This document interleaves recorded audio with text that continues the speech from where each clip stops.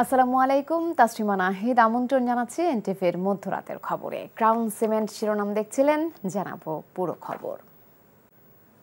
অন্য প্রসঙ্গ, মেগা প্রকল্প থেকে 1,92,000 কোটি টাকা বিদেশে পাচার হয়েছে। অর্থনৈতিক শ্বেতপত্র প্রণয়ন কমিটির প্রতিবেদনে এই তথ্য উঠে এসেছে। কমিটির পক্ষ থেকে রোববার এই প্রতিবেদন অন্তর্বর্তীকালীন সরকারের প্রধান উপদেষ্টা অধ্যাপক ডক্টর মোহাম্মদ ইউনূসের কাছে তুলে ধরা হয়।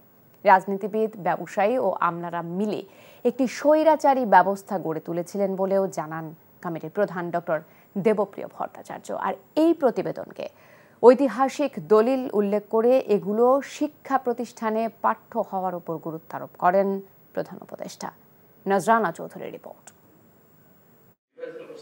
অন্তর্বর্তীকালীন সরকার দায়িত্ব নেয়ার পরপরই বিগত 15 বছরে আওয়ামী লীগ সরকারের আমলে অর্থনৈতিক খাতে যে অনিয়ম দুর্নীতি হয়েছে তা বের করতে অর্থনৈতিক শ্বেতপত্র প্রণয়ন কমিটি গঠন করে।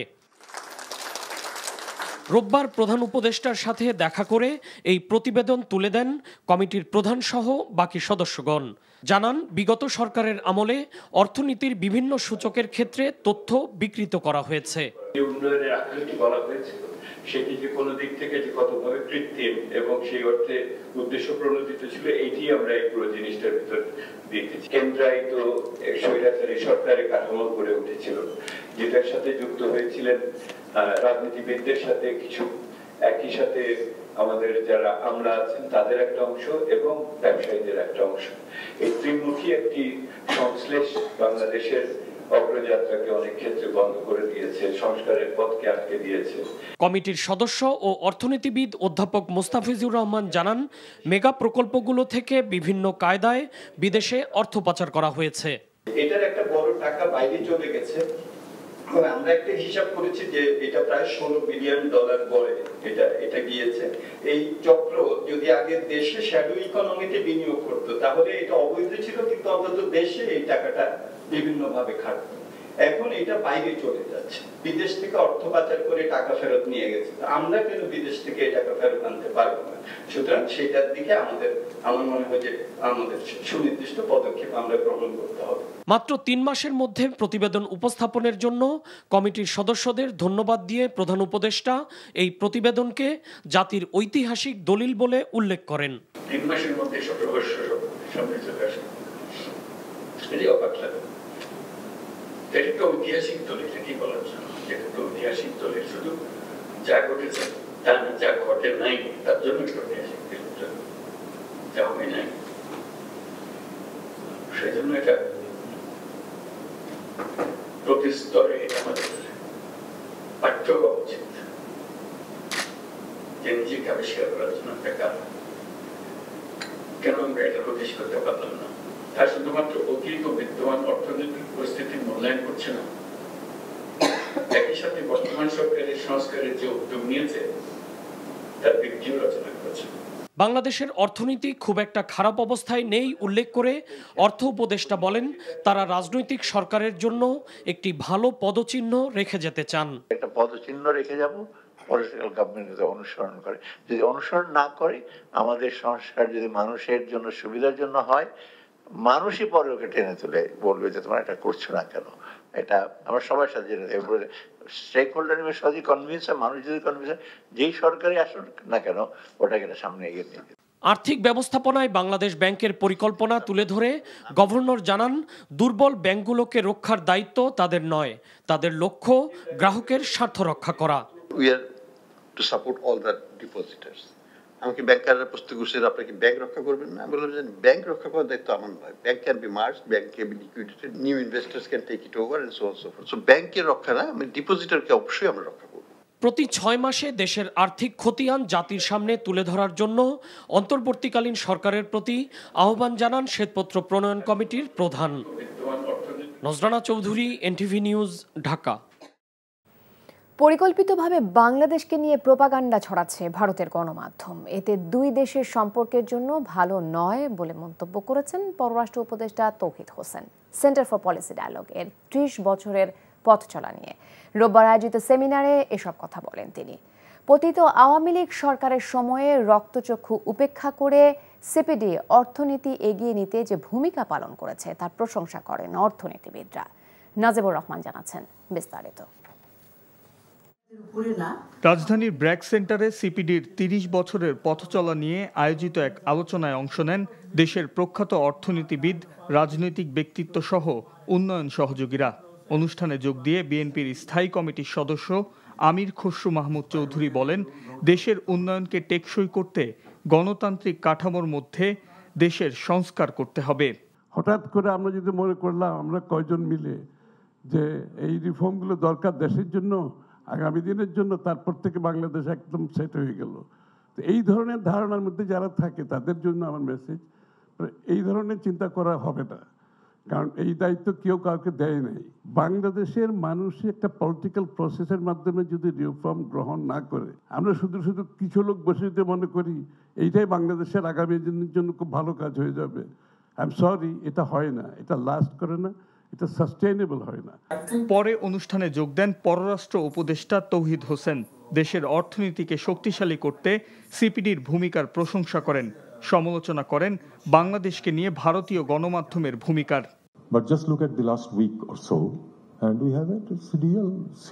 গত কয়েক সপ্তাহ ধরে আমরা দেখতে পাচ্ছি বাংলাদেশকে নিয়ে বিশ্বজুড়ে মিডিয়াতে প্রোপাগান্ডামূলক খবর ছড়ানো হচ্ছে, বিশেষত ভারতের মিডিয়াগুলোতে, যা পুরোপুরি পরিকল্পিত, যেখানে দেখানো হচ্ছে বাংলাদেশের সংখ্যালঘুরা নির্যাতনের শিকার হচ্ছে। আদতে এসবের ফলে দুই দেশের সম্পর্কই খারাপ হচ্ছে। To prove that Bangladesh is going to become some sort of a state where the minorities are oppressed. 5 আগস্টের পর দেশে যে অস্থিরতা তৈরি হয়েছিল তা অনেকটাই উন্নতি হয়েছে বলে মন্তব্য করেন পররাষ্ট্র উপদেষ্টা। Najibur Rahman, NTV news, Dhaka. আমলারাই আমলাদের বেশি ক্ষতি করেছেন উল্লেখ করে জনপ্রশাসন সংস্কার কমিশনের প্রধান আব্দুল মুঈদ চৌধুরী বলেছেন, প্রশাসনকে রাজনীতির বাইরে রাখতে কাঠামোগত পরিবর্তনের সুপারিশ করা হবে।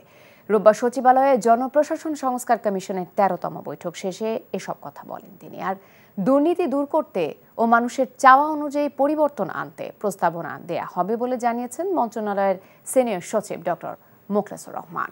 রিপোর্ট করছেন রকনুদ্দিন। দুর্নীতি অনিয়ম দূর করে জনগণের প্রত্যাশা অনুযায়ী আমলাতন্ত্রকে সাজাতে 2 মাস আগে জনপ্রশাসন সংস্কার কমিশন গঠন করে অন্তর্বর্তী সরকার। জনপ্রশাসন মন্ত্রণালয়ে 13তম বৈঠক শেষে কমিশনের প্রধান জানান, সরকারি কর্মকর্তা ও কর্মচারীদের রাজনৈতিক আবহের বাইরে রাখতে সুপারিশ করা হবে। কাঠামোগত পরিবর্তনের জন্য সুপারিশ করব, যাতে করে এই ধরনের আবহাওয়ার সৃষ্টি না হয়। তারপরেও থেকে যায় যে যত চেষ্টাই করি না কেন আমি, কিছু লোক থাকবে তারা চাবে। সেই জন্য এই যে উপরের দিকে যে সংবিধানের সংস্কারের কথা বলা হচ্ছে, নির্বাচনের সংস্কারের কথা বলা হচ্ছে, এইগুলো খুব গুরুত্বপূর্ণ। আমরা বলি কাক কাকের মাংস খায় না, আমলাদের উপরে সবচেয়ে বেশি জুলুম আমলারা করে। আর এতদিনের অনিয়মের পেছনে দোষ সরকারি কর্মকর্তাদেরও আছে উল্লেখ করে প্রশাসন থেকে দুর্নীতি দূর করার প্রস্তাবনা দেয়া হবে বলে জানিয়েছেন জনপ্রশাসন মন্ত্রণালয়ের সিনিয়র সচিব। নেতিবাচক হওয়ায় সুপারিশ করা হবে ক্যাডার শব্দটি বাদ দেবারও। ক্যাডার শব্দটা বাদ দিয়ে যার যে service, civil service administration, civil service health, civil service agriculture, like this, এটা একটা আমাদের বড় সংস্কার। আমি মনে করি এটাতে অনেকের মেন্টাল স্যাটিসফ্যাকশন হবে। এসি ল্যান্ড অফিস সম্পর্কে বাজে ধারণা, রেজিস্ট্রি অফিস সম্পর্কে খুবই বাজে ধারণা, এবং রেজিস্ট্রি অফিসের করাপশনটা এমন লেভেল, কোনো অভিযোগ নাই। এই আমাদের দোষটা কিন্তু সরকারি কর্মকর্তাদেরই বেশি। আমরা যদি শুধু রাজনৈতিক নেতৃত্বদের বলছি, আমরাই তো টিকে রেখেছিলাম এই সরকার। আমি হয়তো ছিলাম না, স্যার ছিলেন না, অনেকেই ছিলেন না, কিন্তু আমাদের মতো কর্মকর্তারাই তো টিকে রেখেছে। তখন এক সুর, হঠাৎ করে 5ই আগস্ট আর 8ই আগস্ট পরে আরেক সুর। মানুষ পরিবর্তন চায় এবং পরিবর্তনের জন্যই এই পরিবর্তিত সরকার এসেছে। এদিকে জনপ্রশাসন সচিবের সাথে বৈঠকে পদোন্নতি, বেতন বৈষম্য দূর করা সহ 9 দফা দাবি বিবেচনার আশ্বাস দেয় 4 ডিসেম্বর মহাসমাবেশের কর্মসূচি প্রত্যাহার করেছে সচিবালয় কর্মকর্তা কর্মচারী সংযুক্ত পরিষদ। Roknuddin, NTV news, Dhaka. নতুন করে 22,000 কোটি টাকা ছাপানোর পরও মূল্যস্ফীতিতে কোনো প্রভাব পড়বে না বলে জানিয়েছেন অন্তর্বর্তীকালীন সরকারের প্রধান উপদেষ্টার প্রেস সচিব শফিকুল আলম। রোববার সন্ধ্যায় রাজধানীর ফরেন সার্ভিস একাডেমিতে সংবাদ সম্মেলনে এই কথা বলেন তিনি। টাকাটা আসলে কিভাবে নিয়েছে এবং কোন মেথডে এই টাকাটা বাইরে চলে গেছে এটার একটা সুস্পষ্ট একটা ন্যারেটিভ থাকবে সেখানে। 22,500 কোটি টাকা হয়েছে, এটা কিছু ব্যাংককে সাপোর্ট দেওয়ার জন্য, কিন্তু এটা একটা হচ্ছে যে আপনার একটা চৌবাচ্চার পানির মতো টাকাটা। হ্যাঁ, একদিক দিয়ে পানি আসছে টাকাটা, আর একদিক দিয়ে ওইটা বেরিয়ে যাচ্ছে, ফলে পানিতে টাকা যেটা আছে মার্কেটে সেটা কিন্তু সমান থাকছে, মানে পানি কিন্তু একই থাকছে। সেনাবাহিনীর প্রধান জেনারেল ওয়াকারুজ্জামান বলেছেন, সামনের কঠিন সময় পার করে দেশ ও জাতিকে সেনাবাহিনী নিরাপদ জায়গায় নিয়ে যেতে চায়। দেশের ক্রান্তিকালে দিন রাত সেনা সদস্যরা আইন শৃঙ্খলা রক্ষায় পরিশ্রম করে যাচ্ছেন বলে জানান তিনি। রোববার ঢাকা সেনানিবাসের আর্মি মাল্টিপারপাস কমপ্লেক্সে বীর মুক্তিযোদ্ধা সেনা সদস্যদের সংবর্ধনা এবং সেনাবাহিনীর শান্তিকালীন পদক অনুষ্ঠানে এসব কথা বলেন তিনি। সেনাপ্রধান বলেন, সেনাবাহিনী দেশের ক্রান্তিকালে অনেক ভালো কাজ করে যাচ্ছে। দেশ ও জাতি গঠনের বিভিন্ন কাজে সেনা সদস্যরা নিয়োজিত আছেন বলেও জানান তিনি। আমাদের সম্মানিত করেছেন, আপনারা আমাদের দোয়া করবেন যেন আমরা ভবিষ্যৎ সময়ে, সামনে আরও সময় আছে, একটু ডিফিকাল্ট সময় পার করতে হবে আমাদের, এবং আমরা যেন দেশ এবং জাতিকে একটা ভালো জায়গায়, একটা নিরাপদ জায়গায় নিয়ে যেতে পারি, সেজন্য আমাদের জন্য দোয়া করবেন। জামায়াতে ইসলামীর আমির ডক্টর শফিকুর রহমান বলেছেন, কোনো দুর্নীতিবাজদের দিয়ে দেশের ভাগ্য পরিবর্তন হবে না। রোববার রাতে বরিশালে পথসভায় তিনি এসব কথা বলেন। রাষ্ট্র পরিচালনার দায়িত্ব পেলে জনগণের সেবক হয়ে কাজ করবেন বলেও জানান তিনি। চট্টগ্রামে আইনজীবী হত্যা প্রসঙ্গে জামায়াত আমির বলেন, একটি পক্ষ উস্কানি দিচ্ছিল দেশে যাতে রক্তের হোলি খেলা হয়। নির্মমভাবে ওই আইনজীবীকে হত্যা করা হলেও দেশের জনগণ কোনো প্রতিশোধ নেয়নি। এতেই প্রমাণিত হয় বাংলাদেশ সম্প্রীতিতে বিশ্বাস করে। সংখ্যালঘু প্রসঙ্গে তিনি বলেন, ইসলাম সব মানুষের অধিকার সংরক্ষণ করেছে। এই দেশে আমাদের সন্তানেরা শিক্ষা জীবন শেষ করে বেকার এক টুকরা কাগজ নিয়ে বের হবে না, বরঞ্চ শিক্ষা জীবনের পাঠ ছুটিয়ে হাতে কাজ নিয়ে বের হবে ইনশাআল্লাহ। যদি এই দায়িত্ব আমাদেরকে দেন, আমরা চেষ্টা করব আপনাদের ঋণ পরিশোধ করার জন্য। আমরা কথা দিচ্ছি, আমরা মালিক হব না, আমরা সেবক হয়ে থাকব।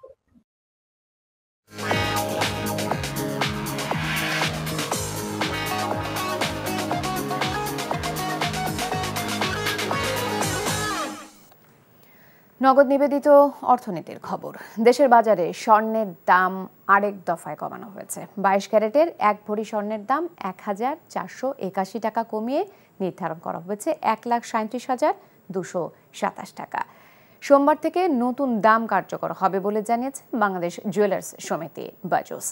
রোববার জুয়েলার্স অ্যাসোসিয়েশনের সংবাদ বিজ্ঞপ্তিতে এই তথ্য জানানো হয়। নতুন দাম অনুযায়ী 22 ক্যারেটের প্রতি ভরি স্বর্ণ 1,37,227 টাকা, 21 ক্যারেটের প্রতি ভরি স্বর্ণ 1,30,998, 18 ক্যারেটের প্রতি ভরি স্বর্ণ 1,12,289 টাকা এবং সনাতন পদ্ধতির প্রতি ভরি স্বর্ণ 92,133 টাকায় বিক্রি করা হবে।